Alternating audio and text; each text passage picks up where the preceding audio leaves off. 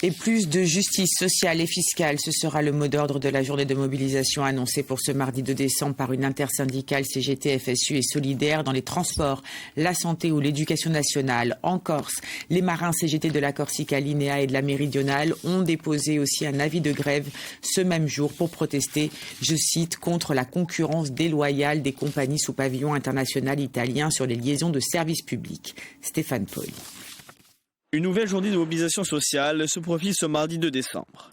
En pleine période d'examen du projet de loi de finances, plusieurs secteurs seront en grève à l'appel de la CGT, la FSU et Solidaire. L'intersyndicale porte des revendications axées sur la justice sociale et fiscale, le retrait des suppressions d'emplois et l'augmentation générale des salaires. Elle demande aussi la fin du gel du point d'indice dans la fonction publique. Dans le secteur éducatif, les enseignants sont donc appelés à se mobiliser contre les 4000 suppressions d'emplois prévues au budget national. Pour l'heure, difficile d'évaluer précisément l'impact dans les établissements insulaires, mais certains cours pourraient être annulés.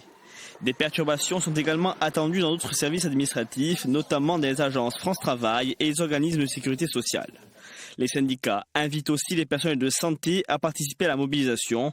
Un rassemblement est prévu à 10h devant les locaux de la CPM à Ajaccio. Ce 2 décembre sera aussi marqué par un mouvement social dans le maritime.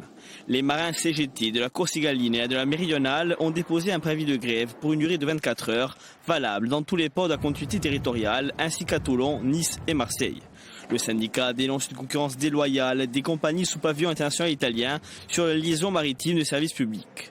Selon la CGT, cette situation menacerait plus d'1 millier d'emplois. Les marins réclament également l'arrêt de la ligne Toulon-Ajaccio-Propriano assurée par Corsica Ferries. Plusieurs rotations pourraient donc être directement impactées au cours de la journée.